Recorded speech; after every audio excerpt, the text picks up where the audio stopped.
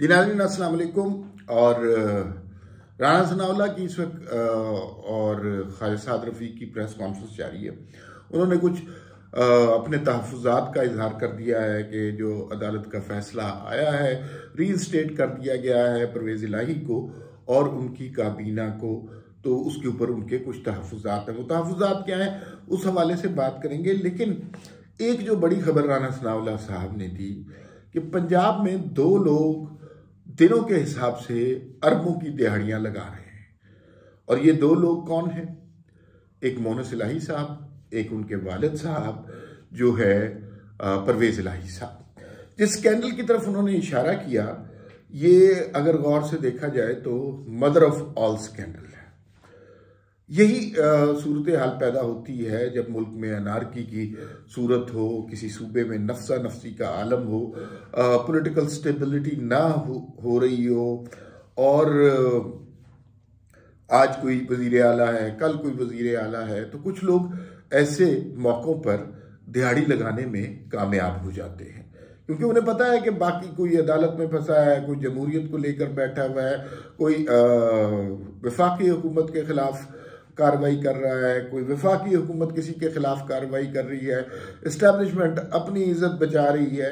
ये सारा माहौल ऐसा है जिसमें अगर कोई जुर्म कर लिया गया तो उसकी तरफ किसी का ध्यान नहीं पड़ेगा, और यही कुछ पंजाब में हो रहा है। वैसे तो उस्मान बुज़दार साहब के दौर में भी उनको फ्रंट पर रखकर बहुत सारे ऐसे काम हुए कि जिनके अगर खाते खोले जाएं तो उस्मान बुज़दार साहब जितने आपको मासूम नजर आते हैं उतने मासूम नजर ना आए। लेकिन परवेज़ इलाही साहब तो पुराने खिलाड़ी हैं। मोहनिस इलाही उनसे भी 2 कदम आगे हैं, और उन्हें पता है कि ये जो इस तरह के मौके होते हैं ना, ये जिंदगी में कभी कभी मिलते हैं कि इस कदर ज्यादा इनसिक्योरिटी है पॉलिटिकली, और कोई ऊपर जा रहा है, कोई जो है अदालतों में जा रहा है, कभी किसी का नाम वजीर आला के तौर पे आ रहा है, और कशमकश की सूरत हाल है।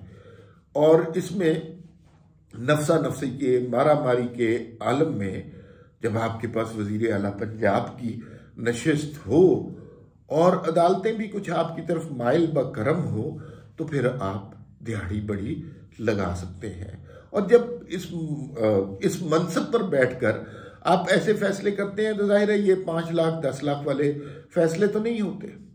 इनका इम्पैक्ट और इम्प्लीकेशन जो है वो अरबों रुपए में होती है। तो जिस स्कैंडल की तरफ राना सनाउल्लाह ने इशारा किया वो बुनियादी तौर पर लैंड माफिया का एक बहुत बड़ा स्कैंडल है, और उसके अंदर जो पंजाब भर में और खुसूसन लाहौर में जो ग्रीन लैंड्स हैं, यानी कुछ इलाके ऐसे मुख्तस कर दिए जाते हैं कि जहां पे तामीरात की मनाही होती है, जहां पर आप तामीर नहीं कर सकते। और पाकिस्तान में आपको बहुत अच्छी तरह पता है कारोबार एक ही है, प्लॉट खरीद लें, प्लॉट बेच दें, हाउसिंग सोसाइटी बना लें, हाउसिंग सोसाइटी गिरा दें, प्लाजा बना लें, प्लाजा गिरा दें। उसके अलावा कोई कारोबार पाकिस्तान में आप सक्सेसफुल नहीं है। आप प्रोडक्शन में जाना चाहते हैं, आप किसी स्किल बेस्ड काम में जाना चाहते हैं, आप एंटरप्रेन्योरशिप में जाना चाहते हैं, आप कोई और चीज करना चाहते हैं, अभी तक हमने कोई बड़ी सक्सेस स्टोरी नहीं सुनी। सक्सेस स्टोरी उसी की सुनी है कि जो लैंड के कारोबार में आ गया, कि चंद दिन पहले वो मोटरसाइकिल पर फिरता था, हाउसिंग स्कीम अनाउंस हुई, जमीन अभी मौजूद है नहीं, हवा में उसकी फाइलें बिकी, और उन फाइलें बिकने के बाद उनकी कीमतों में इजाफा करवाया गया प्रॉपर्टी डीलरों की मदद से, और फिर उसके बाद अचानक आपने देखा कि वो जो जमीन है ही नहीं, उसी जमीन की फाइलों को पर लग जाते हैं, और प्रॉपर्टी डीलर और क्लाइंट आपस में दस्तों गिरेबान होते हैं। ये इस तरह दुनिया में प्रॉपर्टी का कारोबार नहीं होता, इस तरह दुनिया में जुआ होता है। जिस तरह हमारे यहाँ प्लॉटों की सियासत होती है कि आज आपने प्लॉट लिया, अगले दिन उसकी कीमत जो है 2 गुना हो गई, फिर उसके बाद हो गई, और 2 महीने के बाद उसकी कीमत जो है असल कीमत से भी बहुत कम चली गई। और फिर जो ये उसी तरह की एक गेम है कि जिसमें एक गद्दी सी पकड़ा के सारे पार्टिसिपेंट को पकड़ाते हैं, और म्यूजिक चल रहा होता है, और अचानक म्यूजिक रुक जाता है। तो आखिर में जिसके हाथ में वो तोहफा या वो प्लॉट या फाइल रह जाती है, सारा नुकसान उसको भुगतना पड़ता है, और ये जो बाकी हाथ चेंज कर रहे होते हैं ये अपना प्रॉफिट कमा चुके हैं। अब जो ग्रीन लैंड का मसला है वो जाहिर है कीमती लैंड्स होती है, और लाहौर के इर्द गिर्द तो लाहौर अब आपने देखा कहाँ से कहाँ फैल गया हुआ है। और बेदिया रोड पे आप जाएं, कभी ये मजाफात हुआ करते थे, तो वो बेदिया रोड पे और उससे आगे बेतहाशा ज़मीनें ऐसी हैं जिन्हें ग्रीनलैंड करार दिया गया था। लाहौर के अंदर बहुत सारी ज़मीनें ऐसी हैं कि जो ग्रीनलैंड के ज़ुमरे में आती थी, जहाँ पे आप तामीरात नहीं कर सकते थे। और अगर इसी सिचुएशन को देखकर आप पूरे पंजाब की पर नज़र डालें तो वहाँ पर तो ये जो है अरबों खरबों का मामला बनता है। वो सारी ज़मीनें बैक जुम्बिश कलम आपने ग्रीनलैंड से जो है तामीराती लैंड में डाल दी। यानी वो सारी हाउसिंग सोसाइटी, वो तामीराती इदारे, वो सीमेंट बनाने वाले, वो सरिया बनाने वाले, वो सारों के आप महबूब वज़ीर आला हो गए। और ये एक जो चौधरी के बारे में मशहूर है कि ये तो किसी का काम ऐसे नहीं करते, अनटिल अनलेस आपका कोई काम करने वाला हो तो फिर उसके बाद वो काम करते हैं। तो कितना बड़ा पंजाब को नुकसान पहुंचा। इसके एनवायरमेंटल इश्यूज जो है वो तो खैर उसकी पाकिस्तान में किसी को कोई परवाह नहीं है कि एनवायरनमेंट पे क्या। हालांकि हमने अभी पिछले दिनों देखा सैलाब का कि किस कदर सख्त सैलाब आया, हिस्ट्री में नहीं आया। फिर अभी जो सर्दियां लोग कह रहे हैं कि वो सर्दियां भी बहुत ज़्यादा तकलीफ देह होंगी। ये सब कुछ एनवायरमेंटल हैजर्ड्स की वजह से हो रहा है, लेकिन इसकी किसी को कोई परवाह नहीं है। क्योंकि भाई अगर आप बैठे बैठे चंद दिनों के अंदर कखपति से लखपति तो कुछ भी नहीं है, करोड़पति अरबपति हो सकते हैं, तो आप उस वक्त एनवायरनमेंट का नहीं सोचते, आप अपनी नस्लें संवारने का सोचते हैं। और आपका मफाद इंतहाई ज़ाती किस्म का होता है, बहुत ही सेल्फिश अप्रोच होती है। ना मुल्क के बारे में, ना माशरे के बारे में, ना समाज के बारे में, ना माहौलियाती आलूदगी के बारे में आप सोच रहे होते हैं। तो परवेज इलाही साहब ने बकौल राना सनाउल्लाह अरबों की दिहाड़ी लगा ली हुई है। अब वो वजीर आला रहे ना रहे इससे कोई फर्क नहीं पड़ता, इसलिए कि उन्होंने जिस मकसद के लिए आए थे, ना वो इमरान खान की खिदमत करने आए थे, ना वो जमहूरियत की खिदमत करने आए थे, ना पीडीएम से लड़ाई लेने आए थे, ना कोई नजरियाती सियासत उनके जहन में कभी रही है। वो नजरियाती वाली कहानी है ही नहीं।